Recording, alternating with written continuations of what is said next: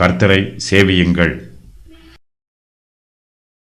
அப்பொழுது சாமுவேல் ஜனங்களை நோக்கி, பயப்படாதேயுங்கள், நீங்கள் இந்த பொல்லாப்பை எல்லாம் செய்தீர்கள்.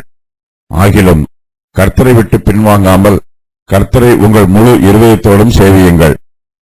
விலகிப் போகாதிருங்கள்.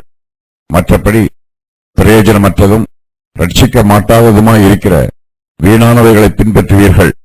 அவைகள் வீணானவைகளே.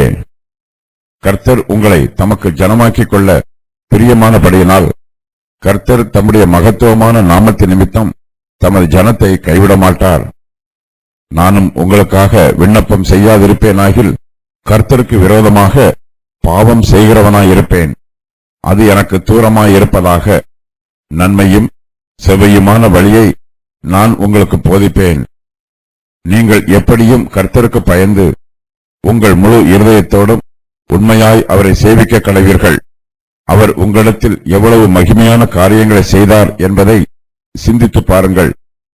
நீங்கள் இன்னும் பொல்லாப்பை செய்யவே செய்வீர்களானால் நீங்களும் உங்கள் ராஜாவும் நாசமடைவீர்கள் என்றான். தன்னை ஒதுக்கி தள்ளிவிட்ட இஸ்ரவேல் ஜனங்கள் எல்லோரும் அழிந்து போக வேண்டும் என்பது சாமுவேலின் விருப்பமல்ல. அவர்கள் தன்னை தள்ளிவிட்டாலும் கர்த்தரை பற்றி கொள்ள வேண்டும் என்று சாமுவேல் விரும்புகிறார்.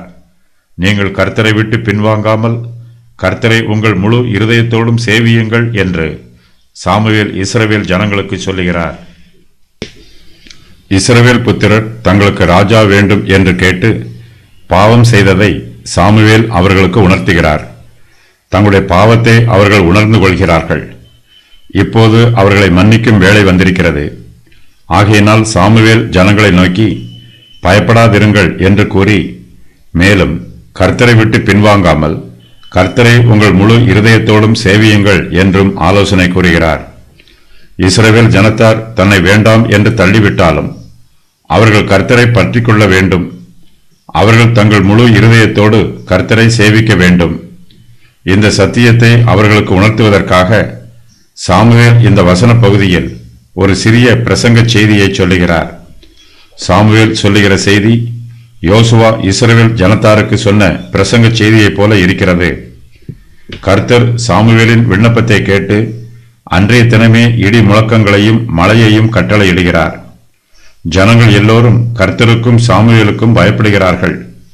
இந்த பயத்தினால் அவர்கள் கர்த்தரை விட்டு விலகி ஓடிப்போய்விட வேண்டும் என்பது சாமுவேலின் நோக்கமல்ல.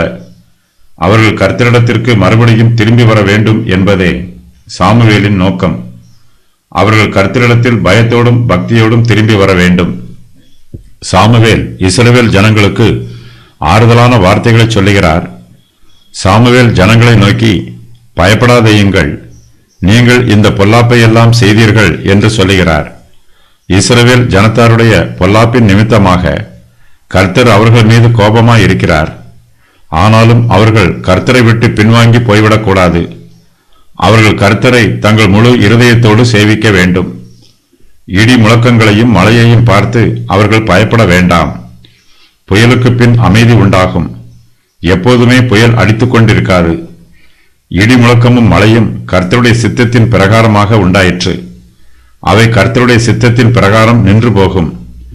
கர்த்தர் உங்களை தமக்கு ஜனமாக்கிக் கொள்ள பிரியமானபடியினால் கர்த்தர் தம்முடைய மகத்துவமான நாமத்தின் நிமித்தம் தமது ஜனத்தை கைவிட மாட்டார் என்று சாமுவேல் இஸ்ரவேல் ஜனத்தாருக்கு ஆறுதலான செய்தியை சொல்லுகிறார். கர்த்தர் தம்மை கனம் பண்ணுகிறவர்களை கனம் பண்ணுவார். தம்மை அசட்டை பண்ணுகிறவர்களை கன ஈனம் பண்ணுவார். இஸ்ரவேல் ஜனத்தார் கர்த்தரை மாத்திரமே ஆராதிக்க வேண்டும். கர்த்தருடைய அடிச்சூடுகளை பின்பற்ற வேண்டும். ஆனால் சாமுவேலின் காலத்தில் இஸ்ரவேல் ஜனத்தாரில் சிலர் கர்த்தரை விட்டு பின்வாங்கி விக்கிரகங்களை பின்பற்றுகிறார்கள். அவர்கள் விக்கிரக ஆராதனைக்காரர்கள். அவர்கள் கர்த்தரை சேவியாமல் விக்கிரகங்களுக்கு தூபம் காட்டி மேடைகளிலும் தோப்புகளிலும் விக்கிரகங்களை சேவிக்கிறார்கள்.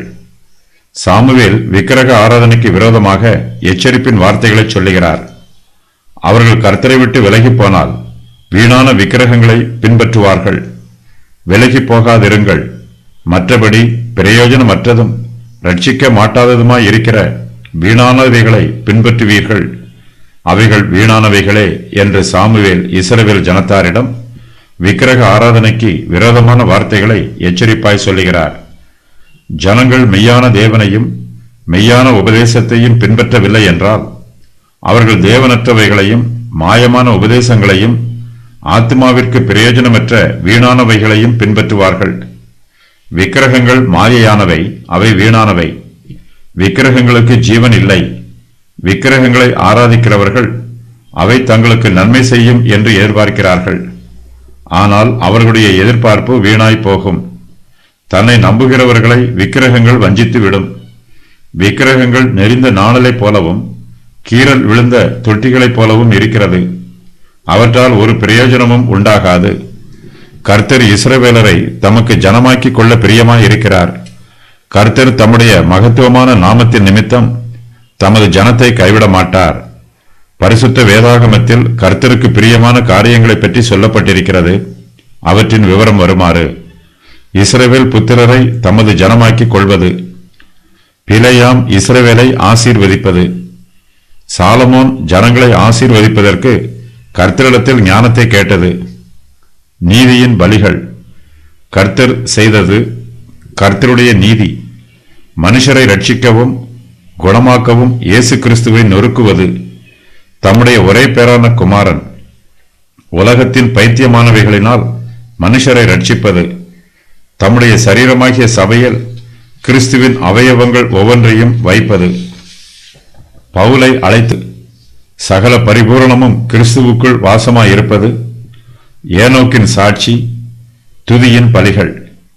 சாமுவேல் இஸ்ரவேல் ஜனத்தார் மீது பிரியமாயும் கரிசனையாயும் இருக்கிறார். அவர்களுக்காக தொடர்ந்து ஜெபம் பண்ணுவதாகவும் அவர்களுக்கு சத்தியத்தை போதிப்பதாகவும் வாக்கு பண்ணுகிறார். நானும் உங்களுக்காக விண்ணப்பம் செய்யாதிருப்பேனாகில் கர்த்தருக்கு விரோதமாக பாவம் செய்கிறவனாயிருப்பேன். அது எனக்கு தூரமாயிருப்பதாக. நன்மையும் செவ்வையுமான வழியை நான் உங்களுக்கு போதிப்பேன் என்று சாமுவேல் இஸ்ரவேல் ஜனத்தாருக்கு சொல்லுகிறார். இஸ்ரவேல் ஜனத்தார் சாமுவேலை தள்ளிவிட்டார்கள். சாமுவேல் தங்களை ஆளக்கூடாது என்றும் ஒரு ராஜா தங்களை ஆள வேண்டும் என்றும் சொன்னார்கள். சாமுவேலோ இஸ்ரவேல் ஜனங்களை தள்ளிவிடவில்லை. அவர்கள் மீது கரிசனையோடு இருக்கிறார். இஸ்ரவேல் ஜனத்தார் சாமுவேலிடம், நாங்கள் சாகாதபடிக்கு உம்முடைய தேவனாகிய கர்த்தரிடத்தில் உம்முடைய அடியாருக்காக விண்ணப்பம் செய்யும் என்று கேட்டுக்கொள்கிறார்கள்.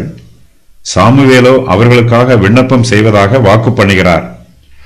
நானும் உங்களுக்காக விண்ணப்பம் செய்யாதிருப்பேனாகில் கர்த்தருக்கு விரோதமாக பாவம் செய்கிறவனாயிருப்பேன் என்று சாமுவேல் தன்னுடைய ஊழியத்தை உறுதி பண்ணுகிறார்.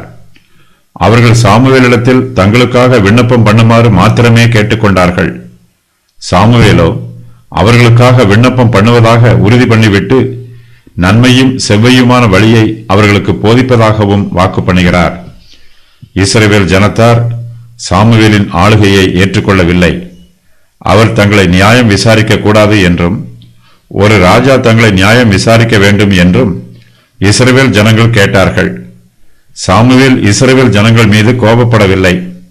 அவர் கர்த்தருடைய தீர்க்கதரிசி. கர்த்தர் சொன்ன செய்தியை இஸ்ரவேல் ஜனங்களுக்கு சொல்ல சாமுவேல் எப்போதுமே ஆயத்தமாயிருக்கிறார்.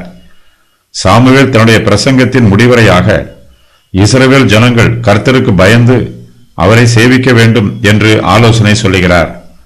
கர்த்தர் தங்களுக்கு செய்த மகத்துவமான காரியங்களையெல்லாம் அவர்கள் மறந்துவிடக்கூடாது. நீங்கள் எப்படியும் கர்த்தருக்கு பயந்து உங்கள் முழு இருதயத்தோடும் உண்மையாய் அவரை சேவிக்க கடவீர்கள். அவர் உங்களிடத்தில் எவ்வளவு மகிமையான காரியங்களை செய்தார் என்பதை சிந்தித்து பாருங்கள் என்று சாமுவேல் இஸ்ரவேல் ஜனத்தாருக்கு ஆலோசனை சொல்லுகிறார். இது நிபந்தனையுள்ள தீர்க்க தரிசனம். இஸ்ரவேல் புத்திரரின் கீழ்ப்படியாமை நிமித்தம் அவருடைய வாழ்வில் வாதைகள் உண்டாயிற்று. கர்த்தருக்கு கீழ்ப்படிந்தால் அவருடைய பிள்ளைகளுக்கு ஆசீர்வாதம் வரும். அவர்கள் பொல்லாப்பு செய்தால் அவர்களும் அவர்களுடைய ராஜாவும் நாசமடைவார்கள். பாவத்தின் சம்பளம் மரணம். இஸ்ரவேல் ஜனங்கள் தங்களுக்கு ஒரு ராஜா வேண்டும் என்று கேட்டு கர்த்தருக்கு விரோதமாக பொல்லாப்பு செய்திருக்கிறார்கள். அவர்கள் தங்கள் பாவங்களுக்கு மனம் திரும்ப வேண்டும், பொல்லாப்பை விட்டு விலகி வர வேண்டும். அவர்கள் தொடர்ந்து பொல்லாப்பு செய்தால் கர்த்தருடைய கோபம் அவர்கள் மேல் வரும். நீங்கள் இன்னும் பொல்லாப்பை செய்யவே செய்வீர்களானால் நீங்களும் உங்கள் ராஜாவும் நாசமடைவீர்கள் என்னும் எச்சரிப்பின் வாக்கியத்தோடு சாமுவேல் தன்னுடைய பிரசங்க செய்தியை நிறைவு செய்கிறார்.